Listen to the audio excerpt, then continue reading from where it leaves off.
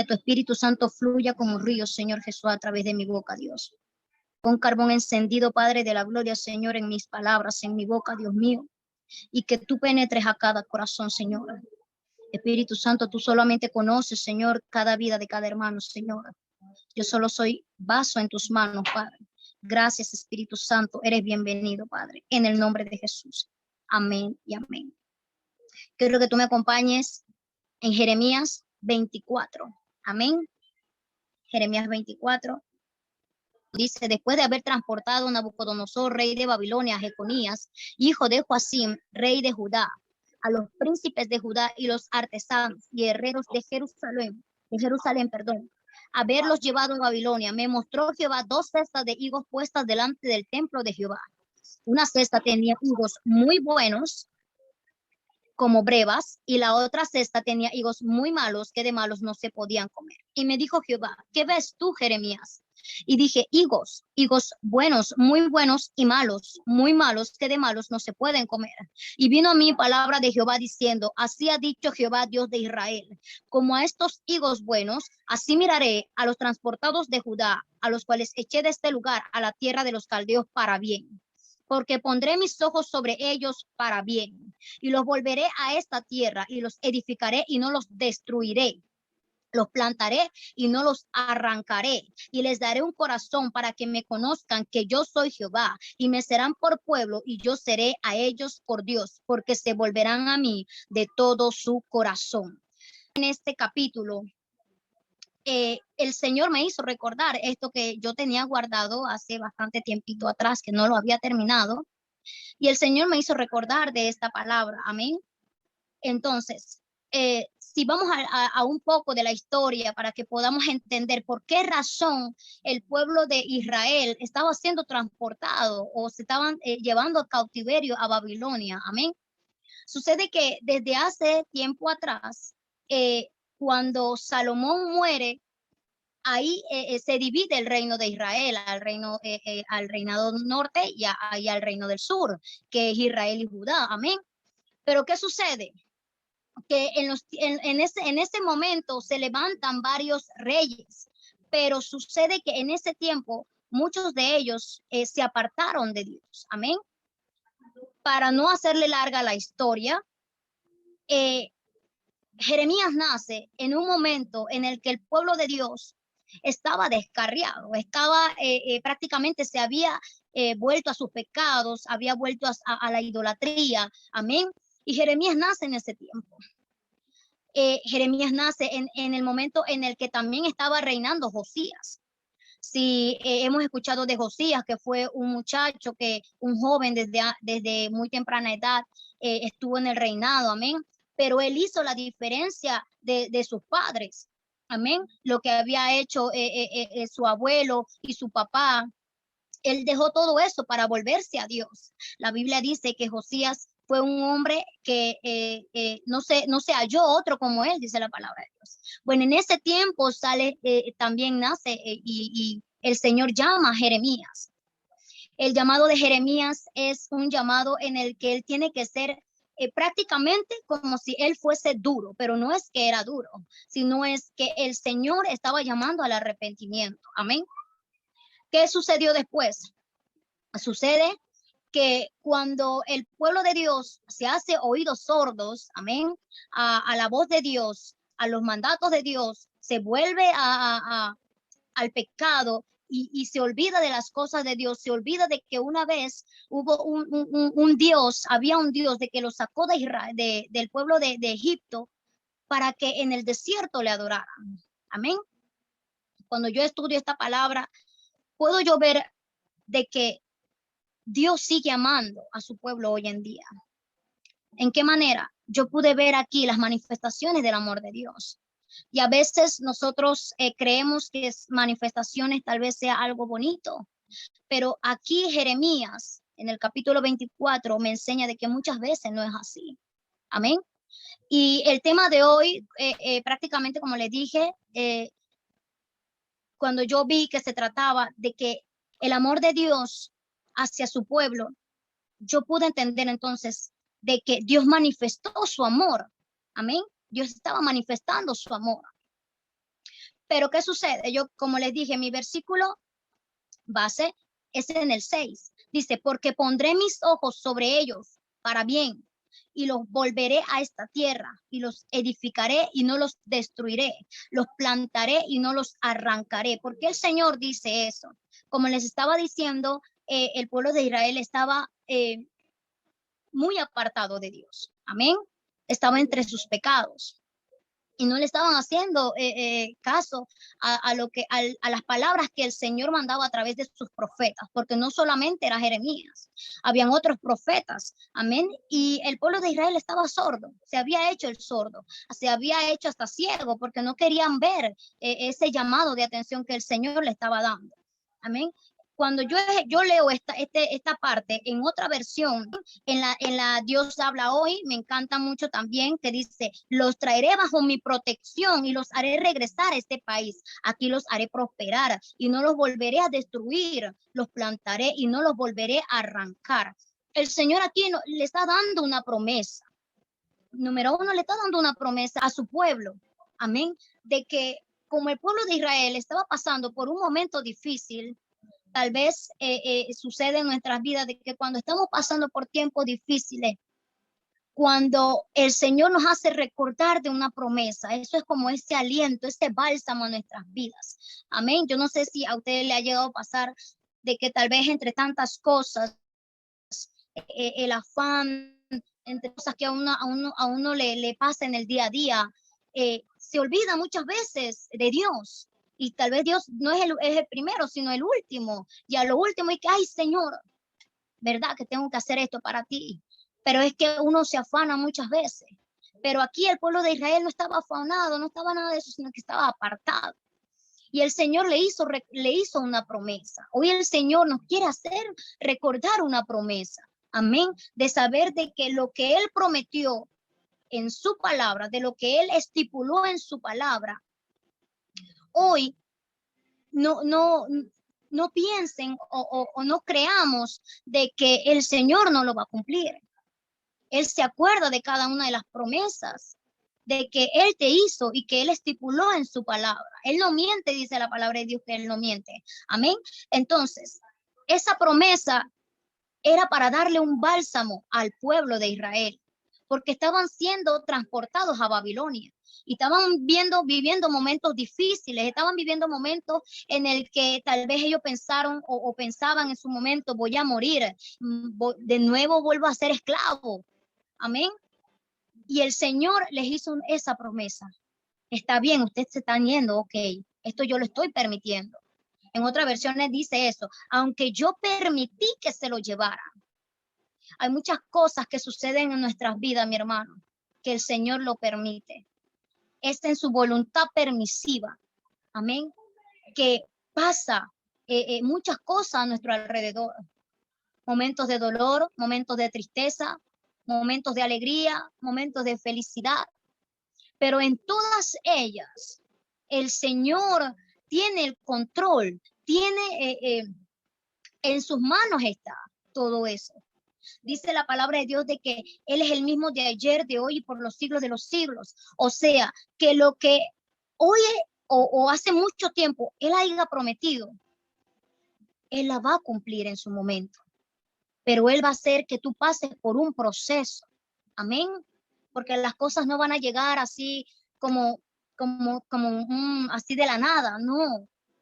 El Señor también quiere fidelidad, porque el pueblo de Dios lo que no le mostró fue su fidelidad. El pueblo de Dios fue infiel a los mandatos de Dios. Le dio la espalda al Señor. Pero el Señor en su gran misericordia, en su gran amor, les hizo esta promesa. Ok, ustedes no me fueron fiel. Recuerden que todo lo que nosotros hagamos tiene una consecuencia, tanto para bien o como para mal. Si usted hace algo bueno, tendrá consecuencias buenas. Si usted hace algo malo, tendrá consecuencias malas. Y muchas veces preguntamos, Señor, ¿por qué me está pasando eso? Pero es ahí en donde el Señor nos hace un llamado de atención. Autoanalízate. Mira qué estás haciendo mal. Él es santo, mi hermano. Y delante de Él no hay nada oculto. Él todo lo ve. La Biblia dice que sus ojos contemplan toda la tierra. Amén. Nosotros tenemos que aprender eso, a ser primeramente fiel a su voz, a sus mandatos. Y es lo que el Señor quería primeramente enseñarle a su pueblo, de que esa promesa iba a ser esa ancla. Esa es nuestra ancla. Las promesas de Dios son ancla para nuestras vidas. En momentos de dificultades, en momentos de cuando llegue el obstáculo, cuando llegue lo que tenga que llegar, siempre las promesas de Dios, la palabra de Dios es nuestra ancla. Y es lo que te hace levantar, es lo que te hace confiar, aunque tú estés siendo transportado también, tal vez por A o B motivo a Babilonia. La promesa de Dios va a ser tu ancla. Amén. En esos momentos difíciles. Entonces, ¿cómo Dios manifestó su amor con el pueblo de Israel? La Biblia dice aquí en el versículo 6, de que porque pondré mis ojos sobre ellos. Cuando una persona te queda mirando fijamente y no quita la mirada en ti, tú entiendes que tú llamaste la atención de esa persona, ¿sí o no? Tal vez tú estés pasando por un lado y de repente tú sientes como esa mirada, no sé cómo explicarle, como cuando alguien te está mirando y tú sientes y tú miras y te das cuenta que la persona te está mirando, es porque algo en ti le llamó la atención. Lo mismo pasa con el Señor en su palabra.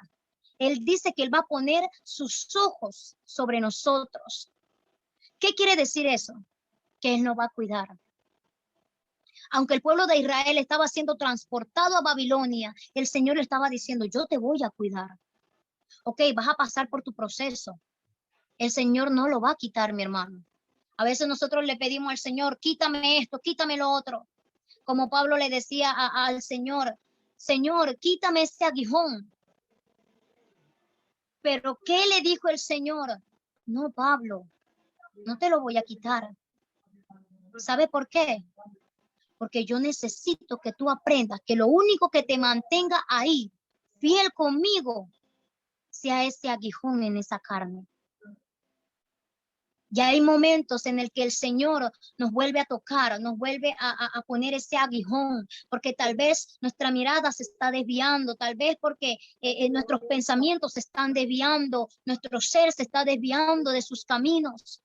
Y tiene que venir nuevamente ese aguijón. Y es lo que te hace correr a la presencia de Dios. Es la gracia la que te levanta, la que te sustenta nuevamente.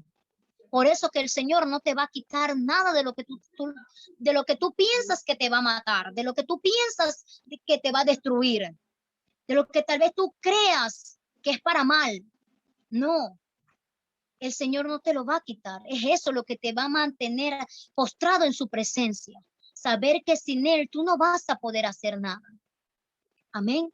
Y es lo primero que el Señor le quería enseñar al pueblo de Israel. Yo voy a velar por ti. Yo te voy a cuidar. Yo no te voy a dejar solo. Ok, estás pasando tu proceso, pero yo no te voy a dejar solo. Amén. Así que no nos sintamos solos. Hay momentos en el que llegamos a sentirnos como en soledad, pero no estamos solos. Tal vez no estamos mirando a nadie a nuestro alrededor, pero no estamos solos. El Señor está ahí, su promesa está ahí. Velaré por ellos, dice la palabra de Dios. Yo velaré por ti, dice el Señor. Y si en algún momento ha llegado alguna duda en nuestros corazones, vamos a pedirle perdón al Señor. Porque el Señor lo primero que quiere es que tú le creas. Él no va a poder hacer nada sin que tú le creas. Amén. Es una promesa y vamos a creer en esa promesa. Por eso que cuando Marta le dice al Señor, ¿cómo vas a hacer cuando Lázaro empieza cuando Lázaro se muere? Amén. Marta se queda con la duda, pero ok, Señor Jesús, yo sé que tú vas a resucitar en un postrer por allá. No es que lo vas a hacer ahorita. Pero el Señor le decía, si tú tan solo creyeras, si tú crees, vas a ver en ese momento la gloria de Dios. Amén. Vamos a recordar eso. El cuidado indica de parte de Dios de que Él nos tiene bajo su protección. El salmista decía, no me acuerdo muy bien, pero parafraseándolo, el salmista decía, quiero habitar bajo la sombra de tus alas hasta que pase el quebranto. O sea, el salmista le estaba diciendo o le daba a entender al Señor, yo necesito estar en tus sombras, yo necesito estar bajo tu cuidado, porque esto que me está pasando me duele, esto que me está pasando me está consumiendo. Y hasta que pase el quebranto, Señor, yo necesito que tú estés conmigo. Y el Señor podía entender eso. Y por eso le dio esa promesa al pueblo de Israel. Yo voy a estar contigo, voy a velar por ti, yo te voy a cuidar, te voy a proteger. Amén. Él va a velar por ti, por mí. Él sigue velando. No, la palabra de Dios dice en Salmo 4 de que Él no va a permitir que nuestro pie se resbale. No se va a dormir aquel que te guarda. Amén. Amén, así es. Él es nuestro tabernáculo. Es ahí nuestro templo, nuestro lugar seguro. No pensemos de que por momentos de dificultad el Señor se olvidó de nosotros y listo. No, Él no se ha dormido. Él no se adormece, dice la palabra de Dios en el Salmo 121:3. Amén. Pero cuán importante era el pueblo de Israel para Dios. Sigue siendo importante en el día de hoy. Nosotros para Él. Amén. ¿En qué sentido? Cuando el salmista le decía al Señor, Señor, pero ¿qué es el hombre para que de él tú te acuerdes? Amén. ¿Qué es el hijo del hombre para que tengas de él cuidado? Nosotros somos lo más excelso de la creación. Yo me acuerdo que anteriormente, cuando yo miraba tal vez las nubes, las montañas, yo decía, wow, Señor, qué hermoso todo lo que tú creaste. Y ese era mi pensar, yo decía, wow, qué hermoso. Y yo no me estaba viendo hermosa. Pero cuando llegó la palabra de Dios a mi vida y la confrontó y me hizo entender de que yo soy lo más hermoso, de que yo soy lo más excelso de la creación y que sobrepaso por todo lo que el Señor creó aquí en la tierra.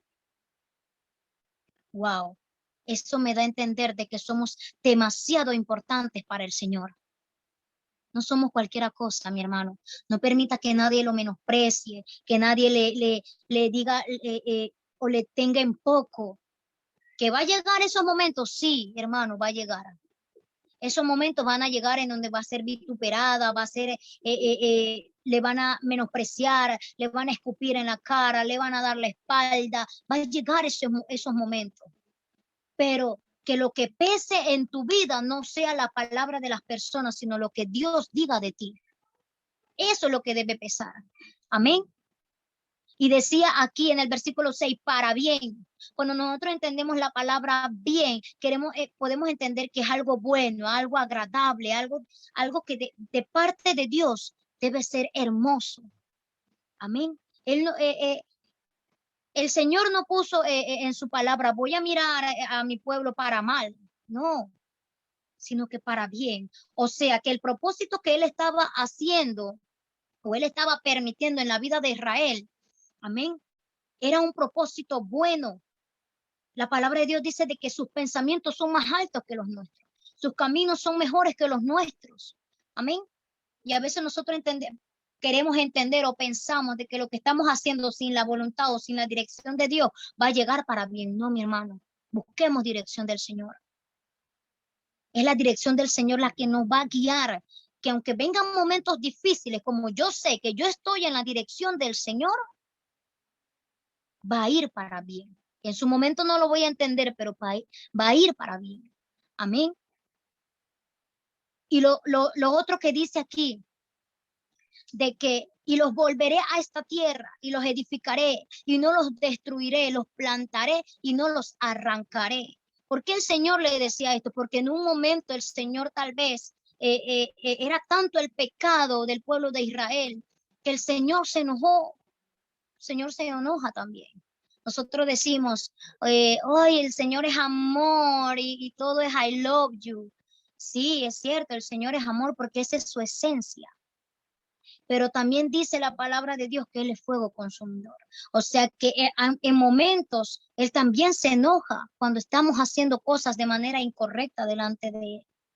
Y nos tiene que corregir el Señor. Nos tiene que dar, como quien dice, un ultimátum. Amén. Para que podamos volver a los principios, a como éramos antes.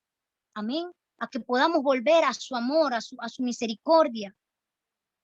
Entonces, yo puedo entender aquí de que el Señor, a través de una disciplina, nos ama. Amén.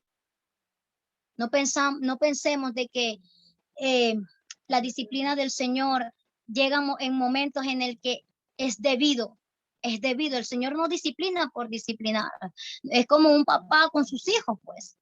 Así de la nada yo no voy a disciplinar a mi hijo. No, algo tuvo que hacer mal para yo corregirlo y disciplinarlo.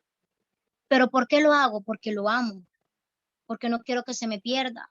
Porque no quiero que tal vez tenga malas mañas, sea grosero, etcétera, lo que yo haya visto en el momento. De esa misma manera el Señor nos disciplina para que podamos ser corregidos. Amén. Y podemos entender de que el Señor no quiere que nos perdamos. El Espíritu Santo nos enseña, o la palabra de Dios nos enseña de que en Hechos, dice la palabra, en Hebreos, perdón, 12, del 6 al 7, me dice aquí, porque el Señor al que ama, disciplina y azota a todo aquel que recibe por hijo. ¿Cuántos hijos hay hoy en día conectados aquí? Todos somos hijos. Cuando llegue la disciplina del Señor, mi hermano, no se me ponga triste.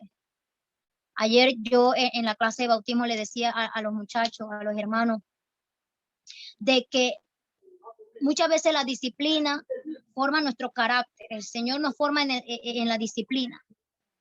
Pero llegan momentos en el que muchas veces sentimos que es mucha la disciplina, porque tal vez dentro de nosotros no queremos aceptarla.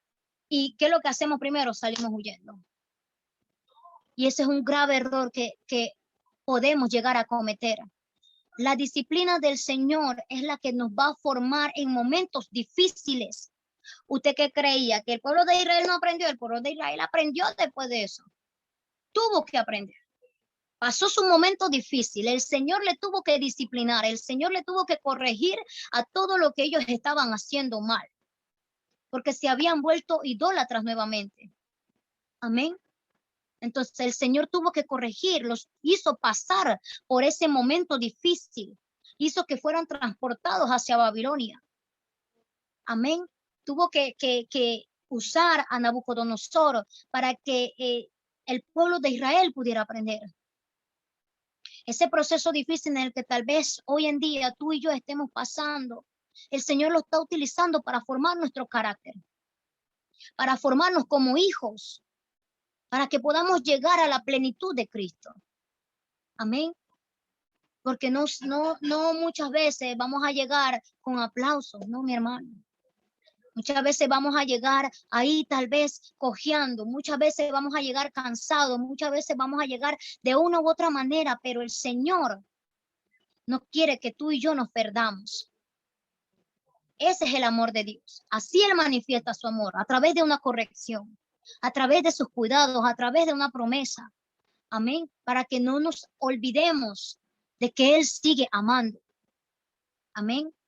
Pero otra de las cosas que yo puedo entender aquí, de que cuando llega la disciplina del Señor para nuestras vidas, es para que podamos crecer en todas las áreas de nuestras vidas. Eso conlleva la madurez, que podamos crecer tanto como persona, podamos crecer como familia, podamos crecer como ministro, podamos crecer en cada ámbito. Y el Señor nos da a entender esto. Quiere que nosotros crezcamos en Él primeramente, en su palabra, en su conocimiento. Amén. Que podamos estar siempre en coinonía con Él. El pueblo de Israel se había apartado, como le dije. Ya no tenía esa comunión con Dios. Ya se había olvidado de Dios prácticamente. Pero el Señor tanto amó a ese pueblo, a nosotros, amén, como hijos, de que Él tuvo que hacer un plan para que pudiéramos llegar nuevamente a ese caminar con Él. Para que nos incomodó, por decirlo de esta manera, nos incomodó al pueblo de Israel, pasando por el desierto. Ahí en el desierto, tú no vas a morir en ese desierto. Tú vas a crecer, conocerás más del amor de Dios, conocerás más de su providencia, porque el desierto nos enseña a depender de Dios. El desierto nos enseña a ser personas arraigados en Él. Porque cuando todo va bien, muchas veces nos olvidamos de Él, porque todo está bien. Pero cuando llegan procesos difíciles, mi hermano, ahí entonces nos estamos acordando de Dios. Ay, Señor, ven, Padre, te necesito. Señor, necesito esto, necesito lo otro. Y con cuerdas de amor Él está llamando hoy. Esa es su esencia, como le estaba diciendo. Su amor es esencia. Amén. Pero ¿para qué Dios manifestó su amor para con sus hijos, para su pueblo, para nosotros que somos hijos de Él, que hemos sido adoptados, recibidos en Él? Amén. En el versículo dice aquí, y les daré corazón para que me conozcan. El Señor quiere que tú le conozcas. Para eso Él manifiesta su amor, para que tú le conozcas. Decía aquí el salmista, en el momento que decía el salmista, que no se alabe aquel que se crea ser sabio. Amén. Sino que en algo que tú y yo nos podamos alabar, se lo estoy parafraseando, en algo que tú y yo nos podamos alabar o alabarnos, por decirlo de esta manera, es que podamos entender a Dios y conocerlo a Él. Esa es el conocer o la sabiduría que el Señor deposita en nosotros. El conocerlo, el poder estar día a día en su presencia, el poder decir, el Señor, o sea, el poder conocer la voz de Dios y poder hablar con seguridad del Señor me dijo esto. A veces tenemos miedo, yo era así, de decir, el Espíritu Santo me habló y me dijo. Cuando usted tiene un sentir en su corazón, claro, usted tiene que analizar si fue usted mismo o fue la voz de Dios. Pero ¿cómo usted va a saber si es la voz de Dios? Cuando usted aprenda a conocer la voz de Dios, entonces. Cuando usted aprenda a diferenciar la voz de Dios. Entonces usted puede decir, el Espíritu Santo dice, o el Señor me dice así. Usted tiene que tener la certeza, la seguridad de que conoce la voz de Dios. Amén. Y no hablar por hablar. Entonces, ¿cómo vamos a conocer ese amor? ¿Cómo vamos a saber a través de esa manifestación del amor de Dios, conocer el amor del Señor? Cuando tenemos una comunión día a día. Entre esposos nos conocemos todos los días. Todos los días siempre hay algo que conocer en el matrimonio, entre parejas. Ay, yo no sabía que tú eras así, o yo no sabía que tú pensabas así, o yo no sabía esto. Pero día a día nos aprendemos a conocer como matrimonio. Pues la misma relación es del Señor con sus hijos. Amén. El poder conocerse día a día. ¿Y para qué otra manera el Señor muestra su amor para con sus hijos, para el pueblo de Israel, para nosotros que hemos sido adoptados, como les dije, para restituirnos? Amén. Porque el pueblo de Israel estaba apartado de Dios. Y lo que el Señor estaba buscando, que a través de ese amor, de esa manifestación, pudiera volver a restituirse. Y dice aquí, en el mismo versículo 7, en la parte B, y me serán por pueblo, y yo les seré a ellos por Dios, porque se volverán a mí de todo su corazón.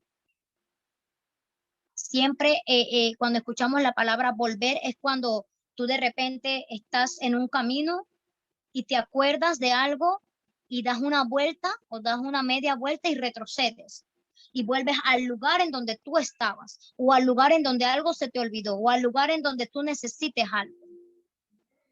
El Señor quería volver a restituir al pueblo de Israel, a su pueblo. Y para que ellos pudieran ser restituidos, tenían que pasar por ese desierto. Amén. Tenían que pasar por ese momento difícil. Tal vez muchos de ellos, la Biblia no lo dice, pero yo me los imagino, tal vez muchos de ellos iban en el camino llorando, tal vez muchos de ellos iban en el camino dolidos, tal vez muchos de ellos en el camino iban pensando, wow, yo me lo merezco. Y yo sé que en ese proceso yo puedo tener la certeza de que en ese proceso el pueblo de Israel empezó a volver en sí, empezó a volver en sí. Y se volvió a acordar de su Dios. Se volvieron a acordar de aquel que le había sacado de Egipto. Se volvieron a acordar en ese proceso, en ese desierto. Y tal vez muchos de ellos, hasta yo me imagino que tal vez muchos de ellos se habrán dicho, si yo no hubiera hecho esto, no estuviera pasando por aquí. ¿Cuántas veces cuando cometemos un error en nuestras vidas, en ese momento nos acordamos de todo lo que Dios ha hecho por nosotros? Pero fallamos, pues, y nos volvemos a levantar una vez más. Pero en ese momento, tú te sientes mal. Uno se siente mal y llega el arrepentimiento. Pero para que ya no vuelvas a cometer lo mismo, para que puedas volver nuevamente a las primeras obras. Por eso que en Apocalipsis, cuando el Señor le muestra a Juan Apocalipsis y le dice a la iglesia de Éfeso, yo conozco tus obras, sí, yo sé que todo lo que tú estás haciendo es hermoso. Yo sé que tú me estás adorando, que tú me estás exaltando, pero ¿sabes qué? Yo estoy viendo que tu corazón se ha apartado de mí. No nos apartemos de Dios. Sigamos en ese caminar, busquemos siempre la presencia de Dios. Y le decía, y tal vez el Señor le decía, vuelve a tus primeras obras. Vuelve como aquella vez cuando me conociste. Vuelve como aquella vez cuando no tenías nada. Yo estuve ahí contigo. Acuérdate de cuántas veces te libré de la muerte, de cuántas veces te saqué del lodo cenagoso, cuántas veces limpié tus vestidos, cuántas veces yo te pasé ese paño, ese bálsamo y volví a restituirte, volví a levantarte una vez más. Hoy el Señor quiere que nos acordemos de eso. Pero ¿saben por qué? Porque Él nos ama. Él nos ama. Y su amor no se puede comparar. Su amor no se puede comprar como decía la adoración. Esa adoración en toda esta semana, ¿cómo me ministraba? Porque yo pude entender de que Yeshua, Jesús, su nombre es salvación. El Señor salva.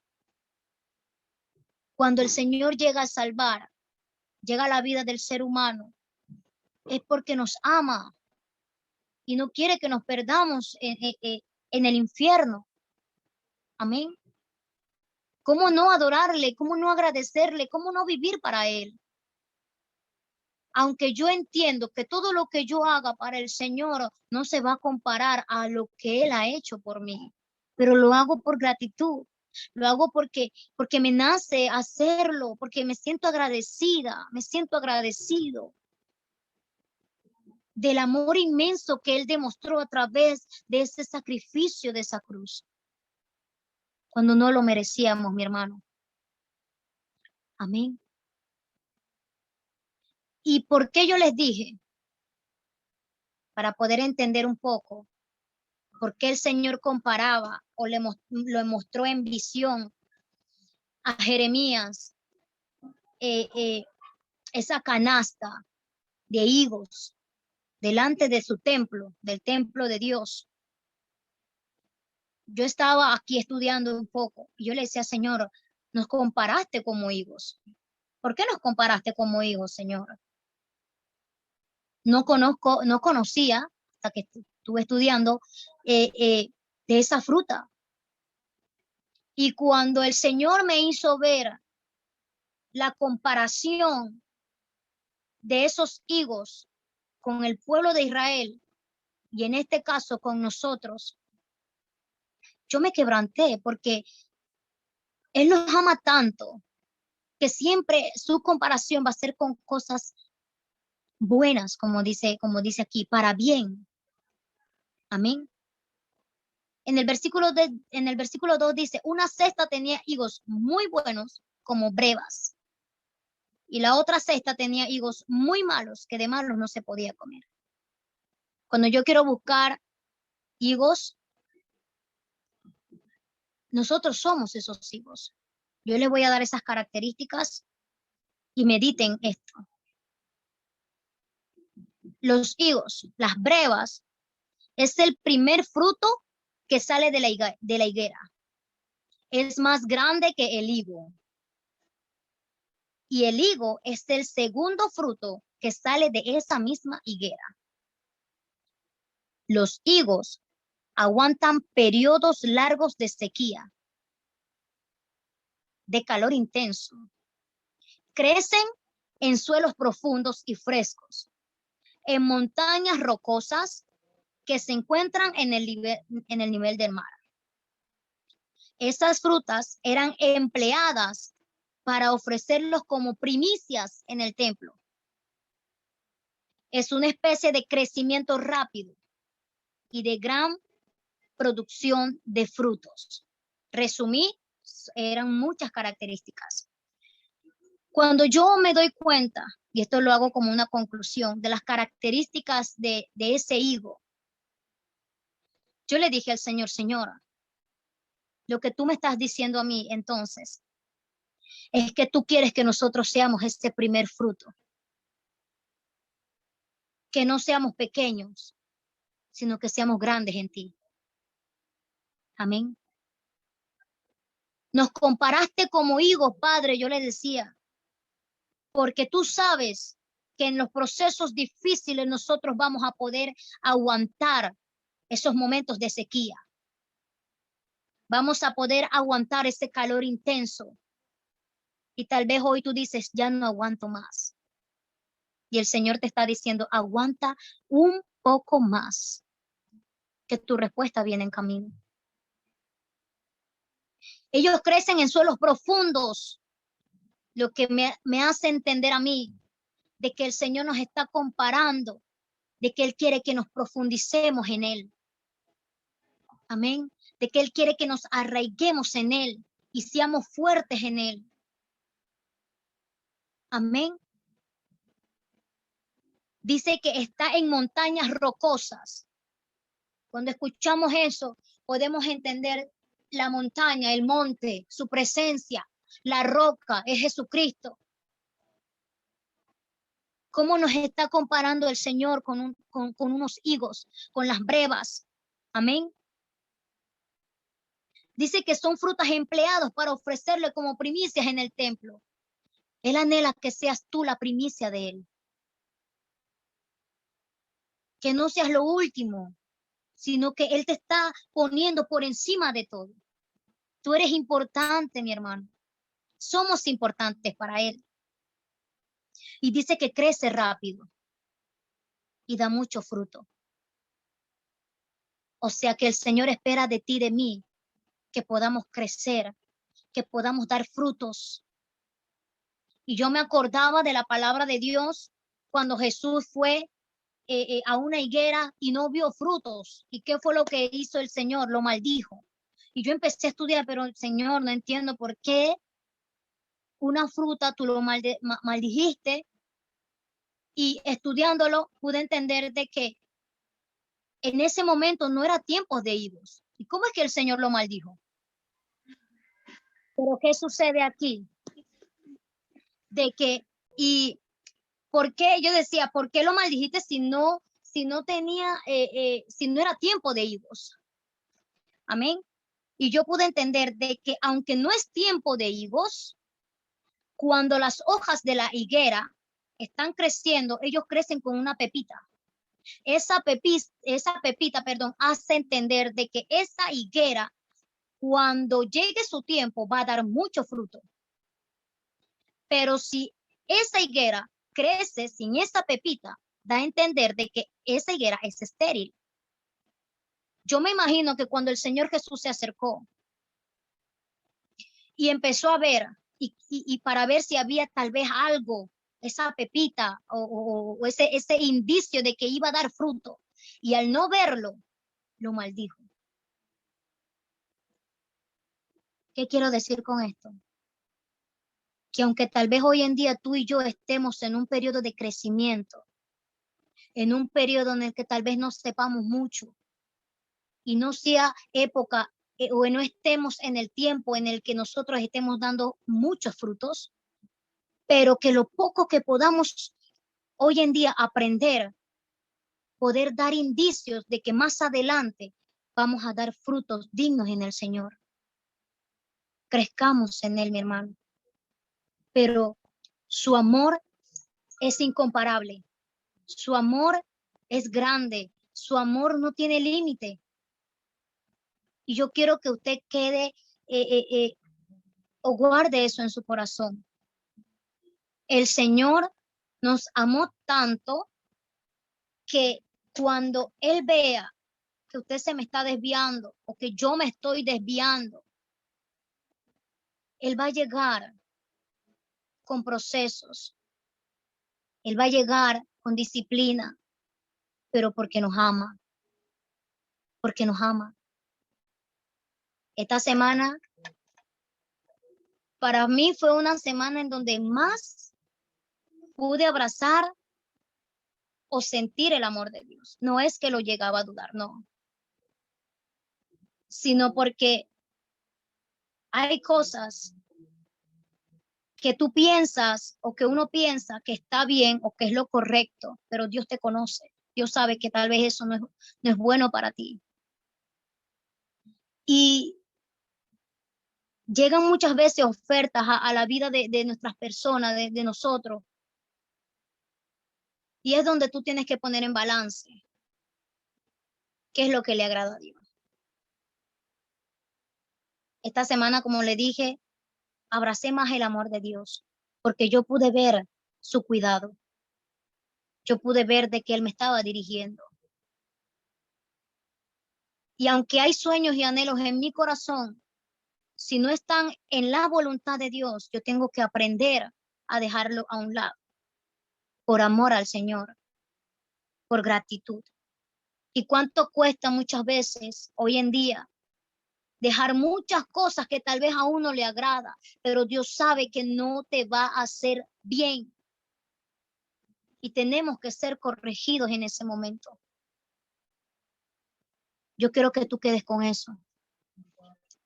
Dios manifiesta su amor a través de los cuidados. Dios manifiesta su amor a través de la disciplina. ¿Para qué lo manifiesta? Para que lo conozcamos. Amén. Para que podamos ser restituidos. Y como los higos, Él nos ve. Si estamos siendo transportados hoy en día a Babilonia, o si está pasando por un desierto, por un momento difícil, ese no es el destino. Porque después de mucho tiempo, el pueblo de Israel volvió a su tierra. Y hoy vamos a volver nuevamente a lo que Él anhela en nuestros corazones, a lo que Él anhela para nosotros. Nunca nos olvidemos de la gracia, del amor de Dios. Nunca nos olvidemos de sus misericordias. Nunca pensemos de que Él se ha olvidado de nosotros. Nunca pensemos de que Él es duro o que cuando llegará mi tiempo en ese desierto. aprenderemos a conocer de su amor. En ese desierto aprenderemos a conocer de su voz. En ese desierto vamos a ser formados en él. Y de aquí a 5 años, mi hermano, usted ya no va a ser el mismo. Usted va a crecer, va a dar fruto. Y hágase oído sordo a las palabras negativas. Y confíe en el Señor. Déjese manejar por el Señor. Porque una parte del pueblo de Dios se dejó guiar por el Señor, pero la otra parte, la Biblia me enseña en ese mismo versículo, en ese mismo capítulo, de que algunos regresaron a Egipto. Y ahí en donde Dios comparó a esos higos malos. Que Dios no nos compare como los higos malos. Amén. No volvamos a Egipto. Nuestro destino es estar con Él. Para Él y por Él. Con Él. Amén.